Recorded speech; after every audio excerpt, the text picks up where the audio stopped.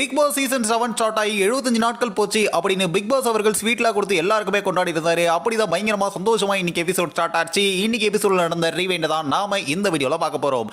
Big Boss season 7 start ஆகி அப்படி வெற்றிகரமா போய்கிட்டு இருக்கிறதுல இன்னைக்கு எபிசோட்ல பாத்தீங்கன்னா பயங்கரமான விஷயங்கள்லாம் நடந்திருக்கு. அதாவது பிக் பாஸ் சீசன் 7 ஸ்டார்ட் ஆகி 75 நாட்கள் ஆச்சு அப்படின்னு பிக் பாஸ் அவர்கள் எல்லாருக்குமே ஸ்வீட்லாம் கொடுத்து கொண்டாட இந்த எபிசோட் ஸ்டார்ட் ஆக அப்படிதான் பாத்தீங்கன்னா இன்னைக்கு பிக் பாஸ்குள்ள இருந்த நினைவுகளை பற்றி எல்லாருமே ஷேர் பண்ண சொல்லியிருந்தாரு. அப்படிதான் ஒவ்வொருத்தரா சொல்ல ஸ்டார்ட் பண்ணாங்க. விஷ்ணு அவர்கள் ஒரு பக்கம் சொல்ல, அவரை வந்து பூர்ணிமா அவர்கள் அப்படி ஏக்கமா பார்க்க, பூர்ணிமா ஒரு பக்கம் சொல்ல, அப்படி விஷ்ணு அவர்கள் அதை ஒரு ஏக்கமா பார்க்க, இன்னொரு பக்கம் பார்த்தீங்கன்னா ஆரம்பத்தில் ஒன்னா இருந்து சண்டை போட்டு திரும்பவும் ஒன்னா இருக்கிறாங்க விசித்ரா மற்றும் அர்ச்சனா.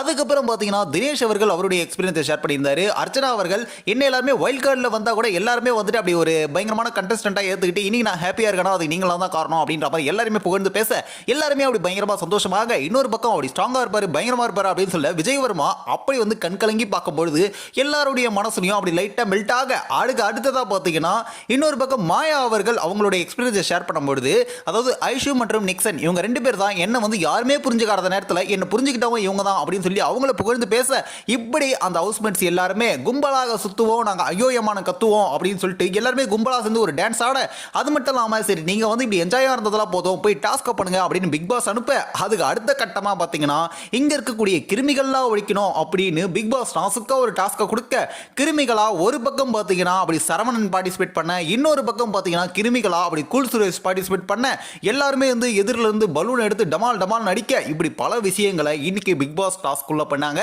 அப்படிதான் பார்க்கணும், ஒரு பக்கம் வந்து இன்னொரு டீம் வின் பண்றதும், இந்த பக்கம் அந்த டீம் வின் பண்றதும், அப்படி எல்லாருமே சந்தோஷமா அந்த கேமை ஃபினிஷ் பண்ணி முடிச்சாங்க. அதுக்கு அடுத்ததாகவும் எல்லாருமே அவங்களோட எக்ஸ்பீரியன்ஸை ஷேர் பண்ணி முடிச்ச பிறகுதான் அப்படி வந்து எல்லாருமே உட்காந்து பேசி அப்படி வந்து டிஸ்கஷனை பயங்கரமா ஆரம்பிச்சாங்க.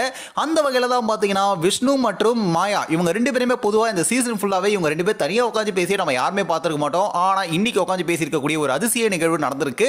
இன்னொரு பக்கம் பார்த்தீங்கன்னா அப்படி வந்துட்டு அப்படி நேற்று வந்து சண்டை போட்டுட்டு இன்னைக்கு ஃப்ரெண்ட்ஸாக இருக்கக்கூடியவங்க தான் அப்படி வந்து பூர்ணிமா மற்றும் மாயா.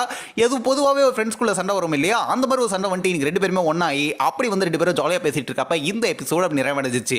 பொதுவாகவே எல்லாருடைய தலைக்கு மேலே புறா பறக்கும், ஆனால் தலைக்கு மேலேயே வந்து புறாவை பறக்க விட்டுருக்காரு நம்ம கூல் சுரேஷ். ஸோ இவரையுமே வந்து அப்படி பயங்கரமாக என்டர்டைன்மெண்ட்லாம் இன்னைக்கு பண்ணியிருந்தாரு அப்படின்னு சொல்லலாம்.